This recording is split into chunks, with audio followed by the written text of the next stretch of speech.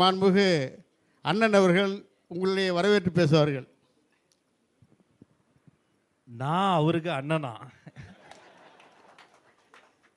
நேரத்தின் அருமை கருதி 3 நிமிடத்தில் என் முத்தான பேச்சை சத்தாக உங்கள் முன்னாடி வைக்க ஆசைப்படுகிறேன். மேடையை அலங்கரித்துக் கொண்டிருக்கக்கூடிய அனைத்து அமைச்சர் பெருமக்களுக்கும் அன்பு வணக்கம். சட்டமன்ற உறுப்பினர்கள், பொறுப்பாளர்களுக்கு பாச வணக்கம். அரசியல் பேச விரும்பல.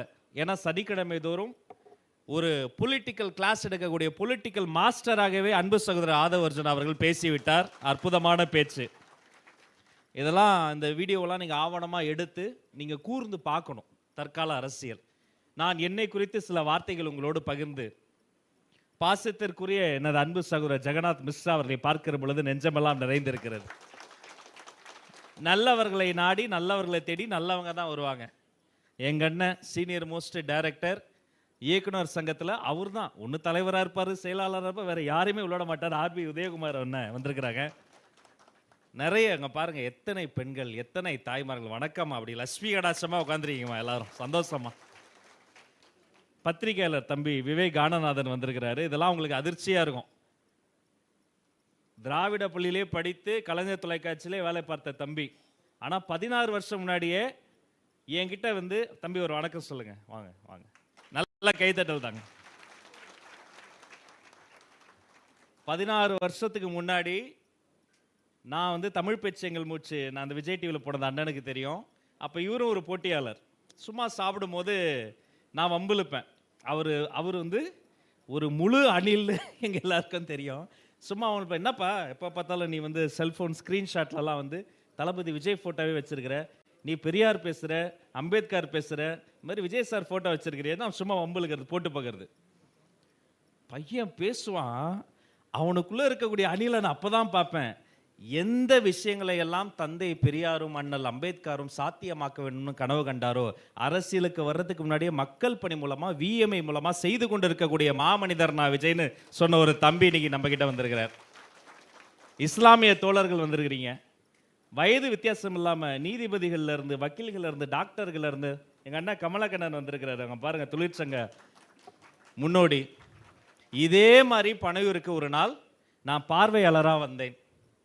பின்பு பயிற்சி பட்டறை எல்லாருக்கும் கிளாஸ் எடுக்கிற ஆசிரியராக வந்தேன். பின்பு பேச்சாளராக என்னை மாற்றினார்.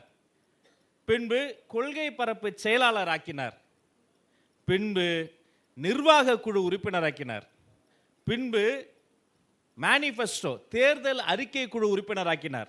சாதாரண குடும்பத்தில் பிறந்து சின்ன சின்ன மேடையில் மைக்கு பிடிச்சி பேசுறது எனக்கு பிடிக்கும். பேசிக்கிட்டு இருந்தேன். என்ன கொள்கை பரப்பு செயலாளராக்கி, நிர்வாக குழு உறுப்பினராக்கி, தேர்தல் அறிக்கை குழு உறுப்பினராக்கி, தமிழ்நாடு முழுக்க 38 மாவட்டங்களுக்கு பேச போய் துணை பொதுச் செயலாளர் ஆக்கி, எழும்பூரினுடைய சட்டமன்ற உறுப்பினராகவும் ஆக்கி,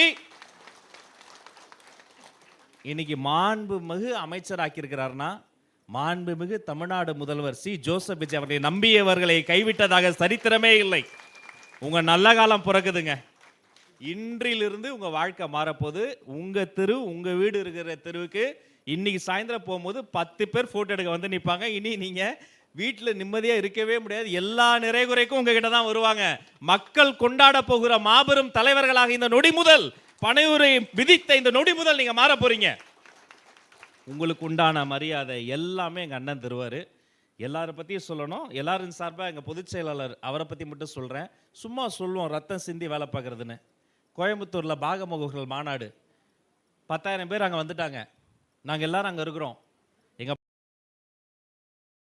பாச தலைவர் விமான நிலையத்திலேருந்து வராரு. ஏர்போர்ட்டில் சரியாக ஒத்துழைப்பு இல்லை. என்ன பெருசாக பாதுகாப்பு, அதெல்லாம் ஒன்றும் இல்லை. அவர்னா அமைச்சரா, அவர்னா ஆட்சியை பிடிச்சிட்டாரா? நாங்கள் விமான நிலையமா விஜய் நிலையமா என்று மாறுகிற அளவுக்கு விமான நிலையம் சுத்தி பொதுமக்கள், தாய்மார்கள் கூடி நின்றார்கள். அவர் வர்றதுக்குள்ள இங்க எல்லாரும் என்ன உட்காரணுமே, லேடிஸ் இருக்காங்களே, பெண்கள் இருக்காங்களேன்னு ஓடி ஓடி தாவி குதிச்சு ஓடி ஒரு இரும்பு கம்பி அவர் தொடையில குத்திருச்சு. எப்பவுமே மனுஷன் வந்து ஒயிட் அண்ட் ஒயிட்ல தான் இருப்பாப்ல. அந்த வெள்ளை பேண்ட்ல ரத்தம் கொட்டுது. எங்களுக்கு என்ன பண்றதுன்னு தெரியல. ஆம்புலன்ஸ்லாம் வச்சிருந்தோம், ஆம்புலன்ஸ்லாம் கொண்டு வரோம். சடாரம் ஒரு கட்சிப்பு துணி எடுத்து கட்டிட்டு, அதுக்கு மேலேயும் வருது இன்னொரு கட்சிப்பு கட்டிட்டு, கத்துறாரு, திட்டுறாரு, ஓடுறாரு. அடுத்த 8 மணி நேரம் நிகழ்ச்சி நடத்தி தலைவரை பத்திரமா திருப்பி விமான நிலையம் அனுப்பி வந்த லேடிஸை எல்லாம் சாப்பிட சொல்லி பத்திரமா வீட்டுக்கு போயிட்டு வாங்கன்னு 10 பேர்கிட்ட மனு அனுப்பி இரவு 10 மணிக்கு மேலே தான் நாங்கள் வற்புறுத்தி மருத்துவமனைக்கு வந்தார். எடுத்த கடமையை ரத்தம் சிந்தி உழைக்கக்கூடிய உழைப்பாளிகளினுடைய கூட்டம் தமிழக வெற்றி கழகம். சேமித்தவரியன் எவ்வளோ நெருக்கடி ஆதவ் சாருக்கு. அவர் நினச்சிருந்தா செல்வ செழிப்பில் நிம்மதியாக வாழ்ந்திருக்கலாம். ஆனால் எல்லாத்தையும் விட நான் நிம்மதியாக வாழணுங்கிறத விட நம்மளை நம்பியிருக்கக்கூடிய மக்கள் எல்லாரும் நிம்மதியாக வாழணும்னு நினைக்கக்கூடிய ஒரு கட்சி தமிழக வெற்றி கழகம். அதற்காக 1000 கல்லடி சொல்லடிகளை தாங்கி நிற்கிறோம். இப்போ எங்கள் சீனியர் எங்களுடைய மாண்புமிகு அமைச்சர் உணவுத்துறை அமைச்சர் இருக்கிறார். இப்போ எங்களுடைய நோக்கம் ஒன்று தான், நல்லவங்க கிட்ட நல்லவங்க தேடி வரும் பொழுது அவங்கள அரவணைக்கணும். இதே பனையூரில் பல வாட்டி போன வாரம் வரைக்கும் திடீர்னு யாரோ ஒருத்தங்க வந்துட்டாங்கன்னா அவங்கள உட்கார சொல்லிட்டு நாங்கள் கீழே போய் நின்றுவோம். எந்த ஈகமும் கிடையாது. என்ன சொல்லுவாங்க, என்னப்பா நீ அமைச்சர் ஆகிட்ட நீ போய் கீழே நிற்கிறேங்க. நான் அமைச்சர் ஆகிட்டேன்னா யார் ஆக்குனதுங்க? சி ஜோசப் விஜய் என்ற மாண்புமிகு முதல்வர் ஒரு மனிதர் தான். அவர் இல்லைன்னா ஆட்டோ ஓட்டுநர்கள் அமைச்சரவைக்குள்ள வந்திருக்க முடியாது, சாமானியர்கள் வந்திருக்க முடியாது, நாங்கள் யாருமே வந்திருக்க முடியாது. இன்று நாங்கள் வந்திருக்கிறோம். எங்களை நோக்கி அன்பு தோழர்களை நீங்கள் வந்திருக்கிறீர்கள்.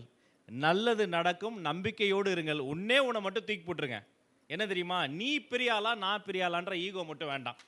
நாம் எல்லாரும் பெரிய ஆளு, ஒரே ஆளு. என்ன அவர் இதுன்ட்டாரு அதுன்ட்டாரு, ஒன்றும் கவலைப்படாதீங்க, அவர் பார்த்துக்குவார். என்ன பிரச்சனைனாலும் மனசு விட்டுன்னு சொல்லுங்க. இங்க நீ பெரிய ஆளா நான் பெரிய ஆளாங்கிறதுலாம் கிடையாது.